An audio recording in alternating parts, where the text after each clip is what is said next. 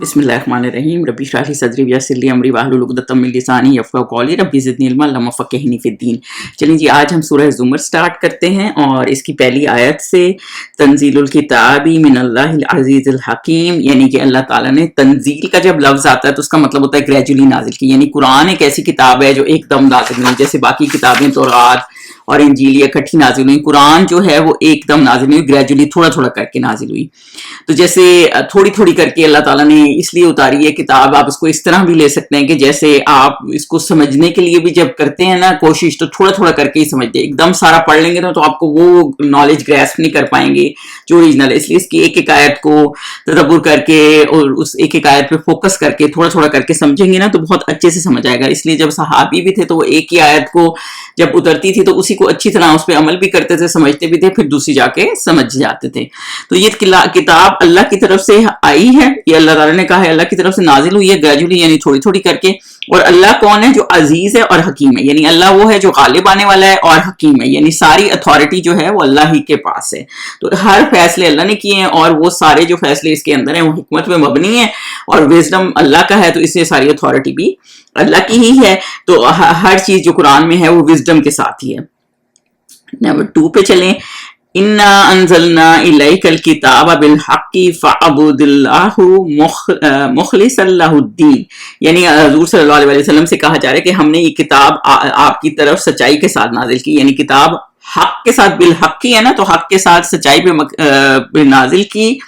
اور اس کا مقصد کیا ہے؟ مقصد یہ ہے تو کہ سچائی کے ساتھ نازل کیا تو اللہ کی عبادت کرو، یعنی اس کی عبادت کو شرک سے خالص کر کے، یعنی اس کا مقصد یہ ہے کہ اللہ کی عبادت کریں۔ فَاعْبُدِ اللَّهَ مُخْلِصًا، یعنی اللہ کی عبادت کریں خالص طریقے سے۔ خالص کا طریقہ کیا ہوتا ہے؟ خالص طریقہ یہ ہوتا ہے کوئی بھی چیز جس میں امپیورٹی نہیں ہوتی، یعنی دین بھی خالص اللہ کے ساتھ، نیت، آپ کا قول، آپ کا عمل، ہر چیز صرف اللہ کے ساتھ ہی ہو اور اس میں کوئی ملاوٹ نہ ہو، یعنی جیسے کوئی شرک نہ ہو، کوئی ریاکاری نہ ہو، عبادت جیسے خراب ہو جاتی ہے نا ان چیزوں سے۔ تو بیسیکلی عبادت کیا چیز ہے؟ فعبد ہے نا، تو عبادت کیا چیز ہے؟ عبادت 2 چیزوں پہ ہوتی ہے، ایک تو اطاعت ہو ٹوٹل، اور دوسرا کہ محبت کے ساتھ ہو، یعنی کہ اطاعت ہم نے کی ہو مگر اور یہ کہ بعض آپ کہنا مان لیتے ہیں کسی کا لیکن آپ کو اس سے محبت نہیں ہوتی، لیکن مجبوری ہوتی ہے، نہیں، محبت کے ساتھ، یعنی نماز پڑھیں دل کے ساتھ، کیونکہ دین میں آپ کی خالص ہے نا کہ اللہ کے لیے کر رہے ہیں، تو آپ نے اللہ کے احکامات ہیں تو اس لیے ہم کر رہے ہیں اور اس میں ہمارا ہی فائدہ ہے، اور اس میں کوئی ملاوٹ نہ ہو، تو سب کچھ جو کر رہے ہیں نا وہ اللہ کے لیے کر رہے ہوں، اور ریاکاری نہ ہو، یعنی کہ لوگ مجھے نیک سمجھیں، لوگ دیکھیں میں نمازی ہوں یا میرا امپریشن اس طرح بڑھ جائے، تو وہ اللہ تعالیٰ کو پسند نہیں ہے۔ تو خالص وہ چیز نہیں ہے، خالص وہ ہوتی ہے جیسے حضرت ابوبکر تھے نا، ایک بڑھیا کا جا کے کام کر آتے تھے، لیکن اللہ تعالیٰ نے ان کا یہ فاش کر دیا راز، کیونکہ اللہ تعالیٰ نے لوگوں کو دکھانا تھا یہ اتنے نیک ہیں، حالانکہ وہ چھپ کے کر رہے تھے۔ تو یہ وہی والا مسئلہ ہے نا کہ اللہ تعالیٰ نے یہ اس لیے رکھا ہے کہ آپ خالص اللہ کے لیے کریں۔ ایک بہت بڑے فقیہ تھے، عالم تھے سعودی عرب میں، تو انہوں نے جو ہے 14 سال کی عمر میں ایک نظم لکھی جس میں عربوں کے حسب نسب اور کافی اچھے 10,000 لفظوں پہ تھی، بہت اچھی تھی۔ تو جب وہ بڑے ہوئے نا تو انہوں نے وہ نظم جلا دی، تو کسی نے پوچھا اتنی بہترین نظم تھی، اتنا بہترین اس میں نالج تھا، تو آپ نے کیوں جلا دی؟ انہوں نے کہا کہ اس وقت مجھے سمجھ نہیں تھی تو میں نے مقابلے کے لیے لکھ رکھی تھی، مطلب خالص اللہ کے لیے نہیں لکھی تھی نا، تو اس لیے ایسا عمل کا کوئی فائدہ نہیں ہے جو اللہ کے لیے نہ ہو۔ تو اس لیے نا لوگ اس پہ بہت زیادہ محنت کرتے تھے۔ سفیان سوری ایک تابعی تھے، تو وہ فرماتے تھے کہ 30 سال تک میں خود اپنے نفس سے لڑتا رہا کہ اپنے اخلاص کو ٹھیک کروں، یعنی جو بھی کام کروں نیکی کا یا چیز جو بھی کروں وہ اللہ کے لیے ہی کروں۔ تو صحابی بھی اور تابعی بھی اور جو نیک لوگ ہوتے ہیں وہ اس چیز پہ بہت محنت کرتے ہیں کہ جو بھی کریں وہ اللہ تعالیٰ کے لیے کریں، تبھی وہ کام جو ہے نا خالص ہوتا ہے۔ اور امام مالک ہیں، انہوں نے ایک دفعہ حدیث کی کتاب لکھ رہے تھے، اور بھی بہت سے لوگ حدیثوں کی کتابیں لکھ رہے تھے، تو لوگوں نے ان سے کہا کہ اتنے لوگ لکھ رہے ہیں، آپ لکھ بھی رہیں گے تو کوئی ایسا مسئلہ نہیں ہے، لیکن انہوں نے کیا کہا، ان کا کانسیپٹ کیا تھا، جو اللہ کے لیے ہے نا وہ باقی رہ جائے گا۔ اب آپ دیکھیں کتنی کتابیں ہیں جو باقی رہ گئی، لیکن امام مالک کا نام ابھی تک باقی ہے، ان کی کتابیں لوگ پڑھتے ہیں۔ تو جو اللہ کے لیے خالص ہوتی ہے نا وہ چیز باقی رہ جاتی ہے۔ تو اللہ تعالیٰ جو ہے نا اس کام سے نہ رکیں، بھلے کوئی لوگ بھی وہی کام کر رہے ہیں، تو اللہ تعالیٰ آپ کا کام ضائع نہیں کرے گا اگر آپ نے اللہ کے لیے کیا ہے کوئی کام۔ تو آیت نمبر 3 پہ چلیں، دیکھو خالص عبادت اللہ ہی کے لیے ہے، تو اللہ تعالیٰ یہ بتا رہے ہیں کہ اس کے لیے دین کو خالص کرو، الا للہ الدین الخالص، یعنی خالص دین جو ہے وہ اللہ کے لیے ہے، کہ سب سے زیادہ حق اللہ کا ہے، یہ نہیں کہ ہمیں کسی نے کہہ دیا، کسی بڑے نے کہہ دیا ہمارے بڑے یہ کرتے ہیں، تو خالص جو حق ہے وہ اللہ کا ہی ہے۔ تو اس کی ٹرانسلیشن پڑھ لیتے ہیں، کہ خالص عبادت اللہ ہی کے لیے ہے، اور جن لوگوں نے اس کے سوا اور دوست بنائے ہیں وہ کہتے ہیں کہ ہم ان کو اس لیے پوچھتے ہیں کہ ہم کو اللہ کے مقرب کرا دیں گے. یعنی جیسے وہ بتوں کو پوچھتے تھے جو ہیں، تو وہ اولیاء بنائے ہوئے تھے کہ وہ یہ جانتے تھے سب بنانے والا اللہ ہے، پر وہ یہ کہتے تھے کہ یہ بت جو ہیں یہ ہمیں اللہ کے قریب کر دیں گے، یعنی کہ ہماری سفارشی بن جائیں گے، تو وہ اس لیے ان کو شریک بناتے ہیں. مطلب یہ شیطان آپ کو سکھاتا ہے نا کہ اس طرح دعا مانگو، اس کے وسیلے سے مانگو، کہ خود تو تم اتنے گنہگار ہو تمہارے سے ہوگا نہیں.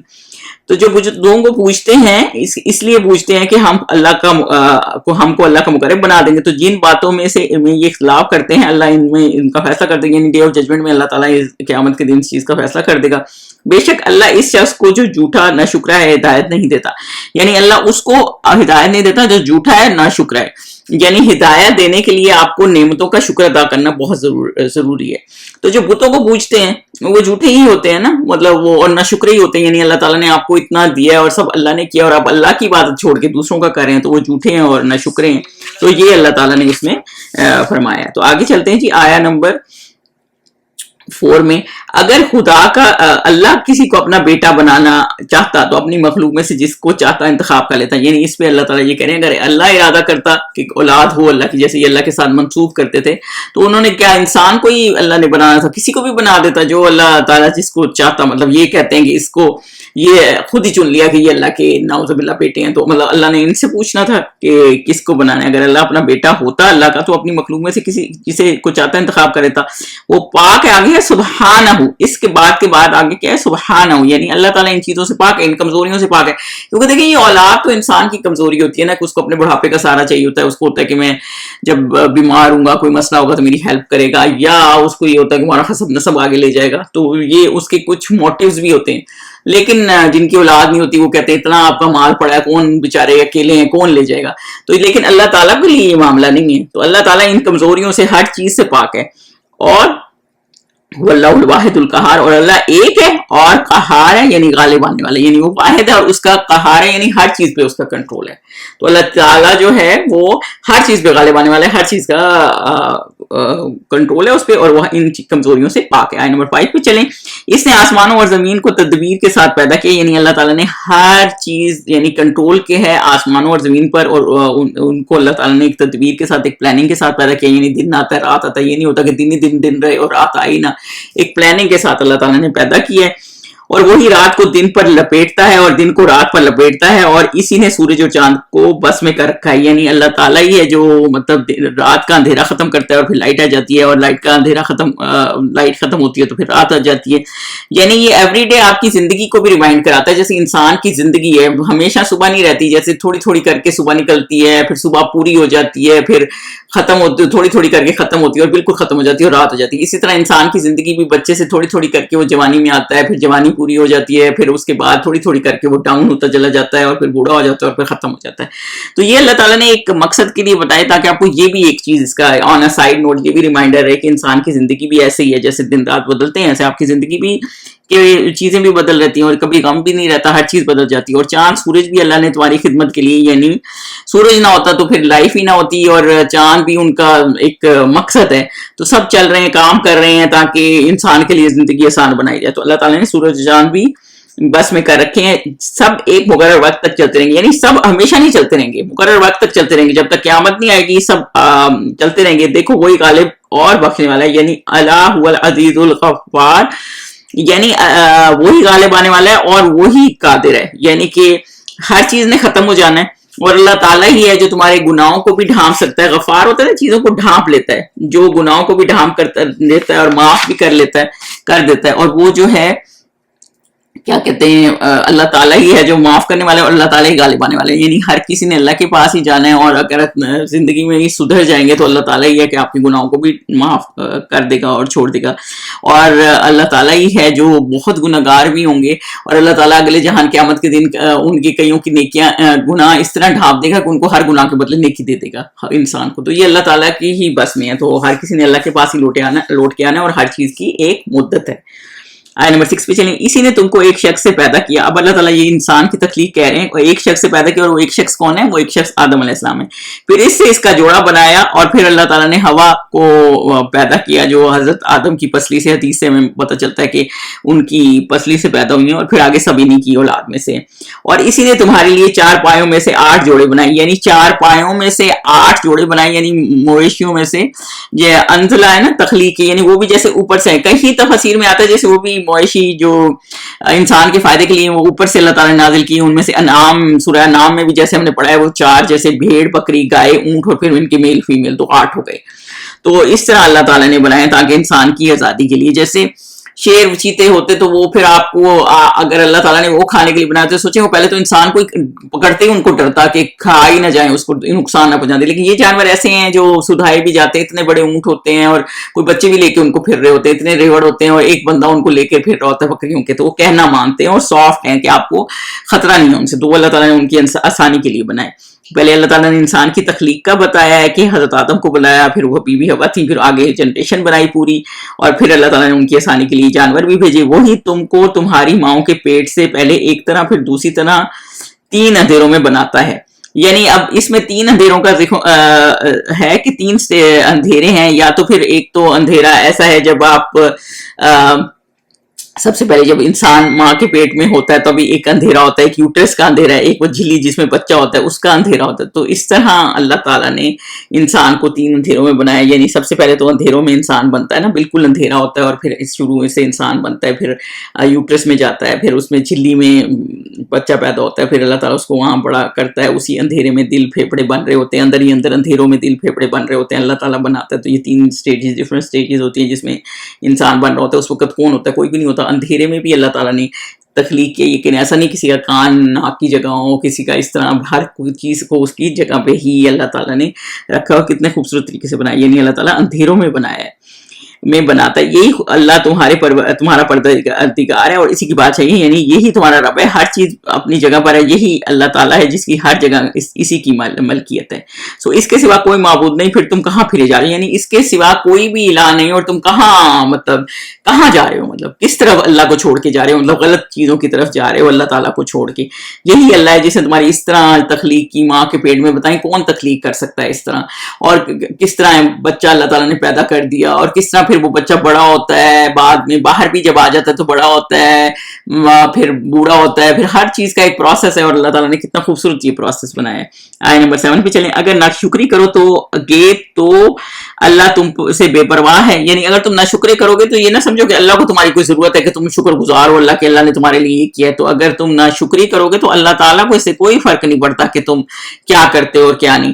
تو اللہ تعالیٰ اس چیز سے بے پرواہ ہے, اور وہ اپنے بندوں کے لیے ناشکری پسند نہیں کرتا. ویسے اللہ تعالیٰ تمہارے لیے ناشکری پسند نہیں کرتا, کیونکہ اللہ تعالیٰ جانتا ہے کہ تم اگر غلط کرو گے اور اللہ تعالیٰ پھر کہ عذاب کے مستحق ہو گئے. اللہ تعالیٰ لوگوں سے محبت کرتا ہے, تو اللہ تعالیٰ چاہتا ہے کہ بندے شکر گزار ہوں, اس کو زیادہ سے زیادہ اللہ کی نعمتوں سے فائدہ اٹھائیں. اور اگر شکر کرو گے تو وہ اس کو تمہارے لیے پسند کرے گا. تو شکر کرو گے تو پھر اللہ تعالیٰ آپ کو اس کو پسند کرتا ہے, یعنی کہ تمہارے اندر ایمان ہوگا, دل تمہارے جھک جائیں گے. یعنی شکر تو آپ کو کا ایمان بڑھاتا ہے اور اللہ تعالیٰ کی طرف زیادہ جوڑتا ہے. اور کوئی اٹھانے والا دوسرے کا بوجھ نہیں اٹھائے گا. اور اب اللہ تعالیٰ یہ فرما رہے ہیں کہ تازر وازرۃ وزر اخری, یعنی کوئی کسی کا بوجھ نہیں اٹھاتا, آخرت میں بھی دنیا میں بھی. قیامت کے دن تو بالکل بھی نہیں, کوئی بھی کسی کا بوجھ نہیں اٹھاتا. کوئی کہتے ہیں نا کہ ہم تمہاری جگہ جواب دے دیں گے, یا ہماری وجہ سے کر لو بھائی, ہم دوست ہیں. تو کوئی کسی کا قیامت کے دن جواب نہیں دے گا, نہ بوجھ اٹھائے گا. تو پھر آپ خود سوچ لیں, اگر کسی کی کمپنی میں رہ کے آپ کوئی غلط کام کر رہے ہیں تو اس کا نقصان بھی ہمیں خود ہی ہے. پھر تم اپنے پروردگار کی طرف لوٹنا ہے. اور یہ اللہ تعالیٰ اس کے بعد یہ کہہ رہے ہیں ثم الی ربکم مرجعکم, یعنی کہ پھر آخر تو سب نے اللہ تعالیٰ کی طرف ہی لوٹ کے آنا ہے نا. تو پھر جواب تو اللہ تعالیٰ کو ہی دینا ہے.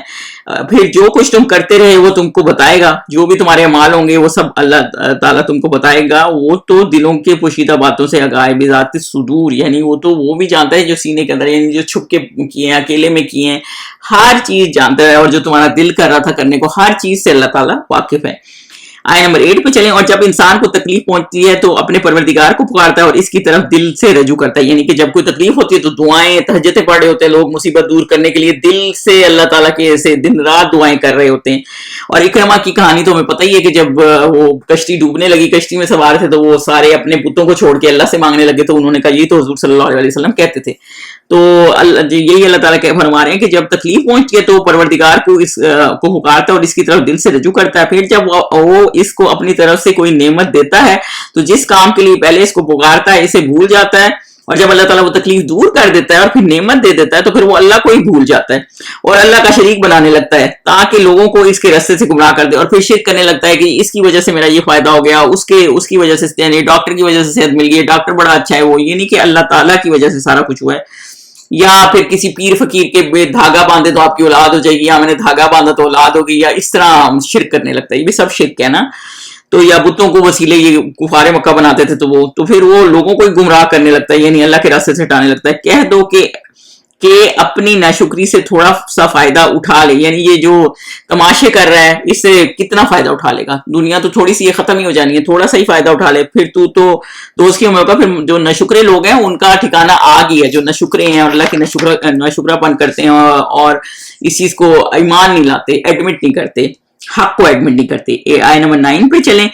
اللہ تعالیٰ اب یہ کہہ رہے ہیں بھلا مشرک اچھا ہے یا وہ, اس میں بیسیکلی کمپیریزن بہت ہے سورہ زمر میں نا, کہ یہ اچھا ہے یا وہ اچھا ہے. تو اب اللہ تعالیٰ یہ بتا رہے ہیں کہ وہ اچھا ہے یا وہ جو رات کے وقتوں میں زمین پر پیشانی رکھ کر کھڑے ہو کر عبادت کرتا ہے, یعنی جو عاجزی والا, اطاعت والا, ہمیشہ رات کو سجدے اور قیام کرنے والا, یعنی جو تہجد پڑھتا ہے وہ اچھا ہے اور آخرت سے ڈرتا ہے, یعنی اللہ کے ڈے آف ججمنٹ سے ڈرتا ہے کہ میں نے اعمال آگے یہ نہ ہو کہ میری پکڑ ہو جائے, اور اپنے پروردگار کی رحمت کی امید بھی رکھتا ہے. اور یہ کہ اپنے پروردگار کی رحمت کی امید بھی رکھتا ہے. کہو بھلا جو لوگ علم رکھتے ہیں اور جو نہیں رکھتے دونوں برابر ہو سکتے ہیں, تو یہ تو وہی کرے گا نا جس کو علم ہوگا. تو اللہ تعالیٰ کہہ رہے ہیں یہ اور جو نہیں کرتے اس طرح, اور جو علم ہی نہیں رکھتے, جو علم جاننے کی کوشش نہیں کرتے. آج آپ دیکھیں کہ کتنے بڑے بڑے لکھے لوگ ہیں مسلمانوں میں ہی, اور ان کو آپ کہیں گے قرآن کی تو کہتے نہیں ہم نے پڑھا نہیں, ہمیں پتہ نہیں کہ اس کے اندر کیا ہے, مطلب گو تھرو بھی میں تو سمجھا نہیں, تو کچھ پتہ نہیں ان کو, تو جو جس طرف لگا دے اس طرف لگ جاتے ہیں. تو اس لیے, اور حالانکہ حضرت علی کے بارے میں مشہور ہے کہ وہ رات کو اٹھتے تھے روتے رہتے تھے اللہ کے خوف سے, حالانکہ ان کو کیا مسئلہ تھا, حالانکہ وہ تو صحابی رسول بھی تھے اور اتنے نیک آدمی بھی تھے, لیکن وہی والا مسئلہ ہے نا, کیونکہ علم رکھتے تھے نا.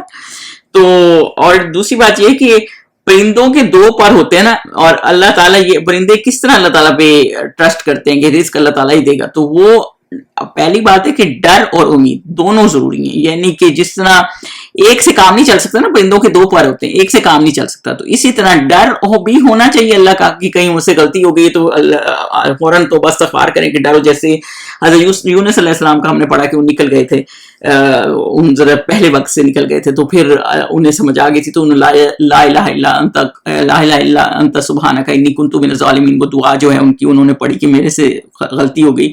فوراً وہ پیغمبر جو تھے وہ استغفار کرتے تھے, ڈر تھا کہ اللہ پکڑ نہ لے, اور امید تھی کہ اللہ تعالیٰ بچا لے گا, اور تو مانگنا بھی اللہ تعالیٰ سے ہی ہے.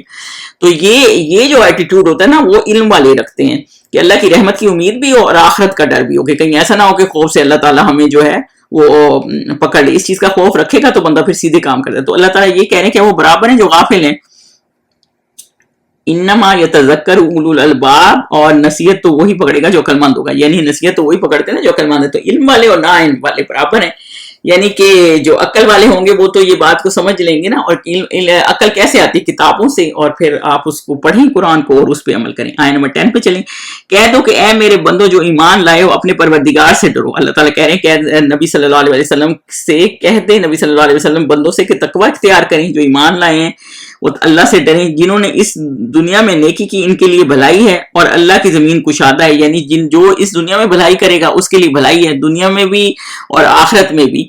اور یہ بالکل ویسی بات ہے کہ حضرت تیمیہ کو جو ایک اسکالر تھے ان کو پکڑ لیا تھا, انہوں نے قید خانے میں رکھ لیا, تو انہوں نے کہا تھا میرا دل جو ہے نا, جنت تو میرے دل کے اندر ہے, تو وہ تو میرے سے کوئی چھین نہیں سکتا نا, مطلب وہ تو ان کے دل کے اندر تھی. اور اللہ کی زمین وسیع ہے, مطلب جو ہجرت کرنا کے وقت کی بات ہے نا, جب حبشہ میں ہجرت کرنی تھی, تو اللہ تعالیٰ کہہ رہے ہیں کہ اللہ کی زمین کشادہ ہے, جہاں آپ اچھے سے دین کی کو فالو کر سکیں تو آپ ہجرت کر جائیں.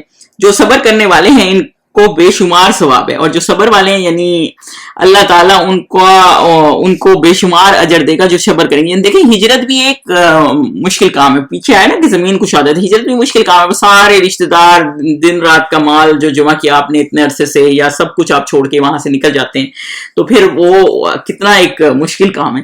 اور نئی جگہ پہ جا کے سیٹل ہونا، مشقت کرنا، وہی والی بات ہے نا. تو لیکن اللہ تعالیٰ جو صبر کریں گے اور کمفرٹ پہ نہیں پڑے رہیں گے کہ یہاں کمفرٹ ہے تو ہم کمپرومائز کر لیں، لیکن اگر دین کا معاملہ آ جاتا ہے تو آپ پہ مسٹ ہو جاتا ہے کہ آپ ہجرت کریں، تو کیونکہ اللہ کی زمین وسیع ہے. تو پھر جو صبر کرتے ہیں تو وہ اللہ تعالیٰ ان کو اجر عظیم بھی دے گا.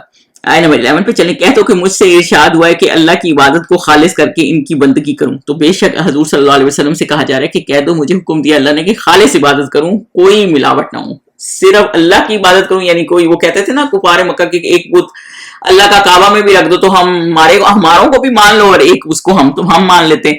تو وہ کہتے تھے نہیں میں خالص اللہ تعالیٰ کی عبادت کروں، کوئی اللہ کی بندگی میں کسی کی ملاوٹ نہ ہو، بالکل خالص ہوتا ہے بغیر کسی ملاوٹ کے. 12 پہ چلیں. اور یہ بھی ارشاد ہوا ہے کہ میں سب سے اول مسلمان بنوں، یعنی سب سے پہلے میں فرمانبردار بنوں. نبی آتے ہیں نا وہ سب سے پہلے کر کے دکھاتے ہیں. اگر نبی ہی فالو نہیں کریں گے کتاب کو تو وہ نبی کیا ہوں گے؟ تو وہ اللہ تعالیٰ کا احکامات سیدھے وہی ان کے پاس آتی ہے اور سب سے پہلے وہی فالو کر رہے ہوتے ہیں. تو میں سب سے پہلے اول مسلمان بنوں، یہ حضور صلی اللہ علیہ وسلم سے کہا جا رہا ہے. کہہ دو کہ اگر میں اپنے پروردگار کا حکم نہ مانوں تو مجھے بڑے دن کے لیے عذاب سے ڈر لگتا ہے. تو یہ بھی کہہ دو کہ اگر نبی صلی اللہ علیہ وسلم سے کہا جا رہا ہے کہ اگر آپ کہ میں ڈرتا ہوں اگر میرے سے نافرمانی ہو جائے اور بڑے دن کا عذاب نہ میرے اوپر آ جائے.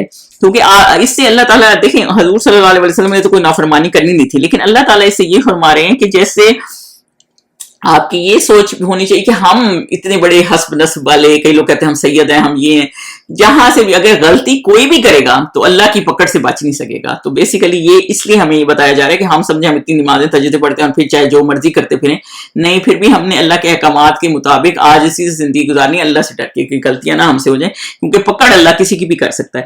آیت نمبر 14 پہ چلو. کہہ دو کہ میں اپنے دین کو خالص کر کے ان کی عبادت کرتا ہوں. تو بیسیکلی اللہ کی عبادت کرتا ہوں خالص اس کے لیے، مطلب چوتھی دفعہ یہ ہے اخلاص کی بات، یعنی کہ آپ نے جو کرنا ہے نا پوری خالص ان کے لیے کرنا ہے. دیکھیں صلاح الدین ایوبی تھے نا، انہوں نے بہت سارے مسجدیں اور بہت ساری چیزیں بنوائی تھی اپنے دور حکومت میں، لیکن کسی پہ اپنا نام نہیں لکھا تھا. جیسے ہوتا ہے نا ہمارے وہ وزیر اور وہ پریزیڈنٹس اپنے نام کی پھٹیاں لگوا رہے ہوتے ہیں کہ اس کی مسجد بنوائی ہے، اس نے بنائی، مطلب وہ کوئی رکھتے نہیں تھے کیونکہ وہ اللہ کے لیے کام کر رہے تھے نا، تو اپنے نام کے لیے نہیں کر رہے تھے، خالص اللہ کے لیے عبادت کرتا ہوں.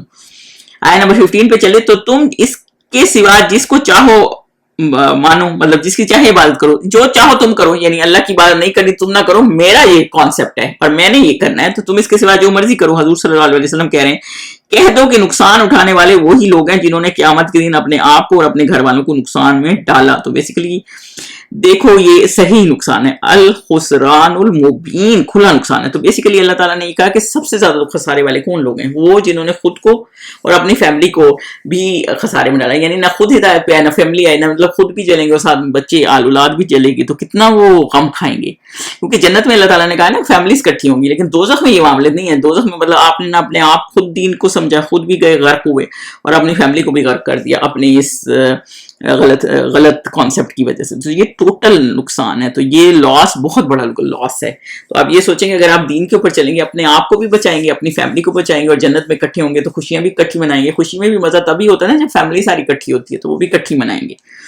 آیت نمبر 16 پہ چلیں. ان کے اوپر تو آگ کے صاحباں ہوں گے. اب اللہ تعالیٰ یہ بتا رہے ہیں جو دوزخی ہوں گے ان کے اوپر کیا ہوں گے کہ ان کے نیچے بھی آگ ہے اور اوپر بھی، ان کے اوپر بھی آگ کے صاحباں ہوں گے اور نیچے اس کے فرش ہوں گے. یعنی فرش پہ بھی آگ ہے، کہیں کتاب حسین میں ملتا ہے ایک فرش ہوگا اس کا بھی آگ ہوگا، اوپر بھی آگ ہوگی، اس کے اوپر پھر آگ ہوگی، پھر وہ اس کا فرش ہوگا، پھر اوپر والے، اس طرح درجات ہوں گے. یہ عذاب وہ ہے جس سے اللہ اپنے بندوں کو ڈراتا ہے، یعنی یہ وہ چیز ہے جس سے اللہ بتاتا ہے آپ کو ڈراتا ہے. یہ بھی اللہ تعالیٰ کی مہربانی ہے جس نے ہمیں بتایا. تو اے میرے بندوں مجھ سے ڈرتے رہو. تو اللہ تعالیٰ کہتا ہے کہ تقوی یا عبادی فتقون، یعنی تقوی اختیار کرو، اللہ کی ناراضگی سے بچو. یہ نہ ہو کہ اینڈ اپ اس طرح برا انجام ہو جو اللہ کو ناراض کرے گا. آیت نمبر 17 پہ چلیں. اور جنہوں نے اس سے اجتناب کیا کہ بتوں کو پوجیں اور اللہ کی طرف رجوع کیا، ان کے لیے بشارت. اور جنہوں نے یہ طاغوت ہے نا کہ جنہوں نے طاغوت ہوتی وہ طاقت ہوتی ہے جو غلط راستے میں لگائے، یعنی شرک کی طرف بلائے. شیطان بھی طاغوت کہا جاتا ہے جو غلط راستے میں لے جائے. تو جو بچ گئے طاغوت سے، یعنی جنہوں نے غلط چیزوں کو شرک نہیں کیا، غلط چیز کے پیچھے نہیں چلے، اللہ کے احکامات مانے، بتوں کے پیچھے نہیں چلے اور اللہ کی طرف ہی رجوع کیا، ہر چیز اللہ سے ہی مانگی، تو ان کے لیے اللہ تعالیٰ نے کہا بشارت ہے. تو میرے بندوں کو بشارت سنا دو، اور میرے بندے کو بشارت سنا دو کیا؟ الذین یستمعون القول، جو بات کو سنتے اور اچھی باتوں کی پیروی کرتے ہیں. مطلب جو بات کو سنتے ہیں، یعنی بات اگر کوئی حق کی بات ہوتی ہے، توحید کی بات ہوتی ہے، اس کو فالو کرتے ہیں اور وہ سنتے بھی ہیں. یہ نہیں کہ بات ہی نہیں سنتی، پہلے بات آپ سنیں گے نا تو آپ کو پھر کانسیپٹ کلیئر ہوگا. یعنی بات ہی نہیں سنتے، یعنی بات سنتے بھی ہیں، جب پیغام آتا ہے اللہ تعالیٰ کی، کوئی وحی آتی ہے، کوئی میسج آتا ہے، کامات آتا ہے، سنتے ہیں. اور یہ نہیں کرتے جیسے آج کل بھی لوگ کبھی سن رہے ہوتے ہیں تو کہتے ہیں او جی ہم نے تو سارا سنا ہوا ہے، ہم نے تو آلریڈی پڑھا ہوا ہے، پہلے سے ہی پڑھا ہوا ہے. تو جو بات کو سنتے ہیں اور اچھی باتوں کی پیروی کرتے ہیں، یہی وہ لوگ ہیں جن کو اللہ نے ہدایت دی، اور یہی عقل والے ہیں. تو یہ وہی لوگ ہیں جن کو اللہ تعالیٰ نے ہدایت دی ہے، یعنی وہ سیدھے رستے پہ ہیں، اور یہی عقل والے ہیں، کیونکہ یہی اگلے جہان فائدے میں ہوں گے، اپنی آخرت بنا رہے ہیں. 19 پہ چلیں. بھلا جس شخص پر عذاب کا حکم صادر ہو چکا تو کیا تم ایسے دوست کو مخلصی دے سکو گے؟ یعنی جو اللہ کا فیصلہ ہو گیا کہ جہنم میں تو اس کو کوئی نہیں بچا سکتا. جو ہم کہتے ہیں نا کہ یہ شفاعت کر دے گا، وہ ہماری شفاعت کر دے گا، یہ ہمیں بچا لے گا، تو کوئی کسی کو بچا نہیں سکتا. ایون حضور صلی اللہ علیہ وسلم بھی اللہ تعالیٰ کی اذن کے بغیر کسی کی سفارش کر نہیں سکیں گے. تو جب اللہ تعالیٰ کا حکم ہوگا تب یہ ہم بچ سکتے ہیں، ورنہ ہم نہیں، کوئی بھی نہیں بچ سکتا. آیت نمبر 22 پہ چلیں، 20 پہ چلیں. لیکن جو لوگ اپنے پروردگار سے ڈرتے ہیں ان کے لیے اونچے اونچے محل ہیں جن کے اوپر بالا خانے بنے ہوئے ہیں اور ان کے نیچے نہریں بہ رہی ہیں. یعنی اب اللہ تعالیٰ سوچے جنتیوں کے بارے میں بتا رہا ہے کہ ان جو اپنے رب سے ڈرتے ہیں ان کے لیے محل ہیں اونچے اونچے، نیچے نہریں بہ رہی ہیں. یہ اللہ کا وعدہ ہے، اور یہ اللہ کا وعدہ ہے، اور اللہ وعدے کے خلاف نہیں کرتا. لا یخلف اللہ المیعاد، اور اللہ تعالیٰ اپنے وعدے کے خلاف نہیں کرتا. یہ اللہ تعالیٰ کا وعدہ ہے کہ جو نیک عمل کریں گے ان کو اللہ تعالیٰ اجر دے گا. آیا نمبر 21 پہ چلیں. الم تر ان اللہ انزل من السماء، کیا تم نے نہیں دیکھا کہ اللہ آسمان سے پانی نازل کرتا ہے، پھر اس کو زمین میں چشمے بنا کر جاری کرتا ہے. یعنی اب اللہ تعالیٰ بتا رہا ہے کہ اللہ تعالیٰ کی جو معجزات ہیں، کیا نہیں دیکھا کہ آسمان سے پانی آتا ہے اور زمین پہ پھر چشمے بنا کر جاری کرتا ہے، پھر اس سے کھیتی اگاتا ہے جس کی طرح طرح کے رنگ ہوتے ہیں. ذرا پھر زمین سے بیج اگتے ہیں، کھیتی اگتی ہے، طرح طرح کے رنگ ہوتے ہیں، طرح طرح کے پھل فروٹ ہوتے ہیں، پھر وہ خشک ہو جاتی ہے، اور پھر جب خزاں کا ٹائم ہوتا ہے تو خشک ہو جاتی ہے.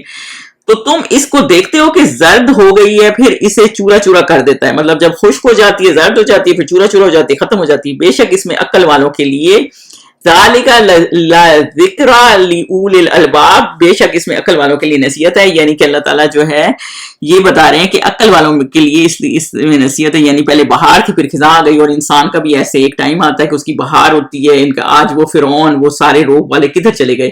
تو ایک ٹائم ہوتا ہے کہ بہار ہوتی ہے، اور ایک ٹائم ہوتا ہے کہ وہ بہار ختم ہو جاتی ہے اور بالکل ہی خزاں رہ جاتی ہے. تو یہ اللہ تعالیٰ نے اس میں یہ بتایا ہے کہ زندگی بھی ایسے ہی ہے، جب آپ کی اچھی چل رہی ہے تو پھر چلتی رہتی ہے، اور پھر ایک ٹائم ایسا ہو جاتا ہے کہ وہی زندگی پھر دوبارہ ختم ہو جاتی ہے، وہ سائیکل ختم ہو جاتی ہے. یعنی ہر چیز کا اینڈ ہے. تو ہمیں انشاءاللہ تعالیٰ کوشش کرنی ہے کہ ہم بہترین اپنی زندگی گزاریں تاکہ آخرت میں بھی کامیاب ہوں. سبحانک اللہم و بحمدک، اشہد ان لا الہ الا انت، استغفرک و اتوب الیک.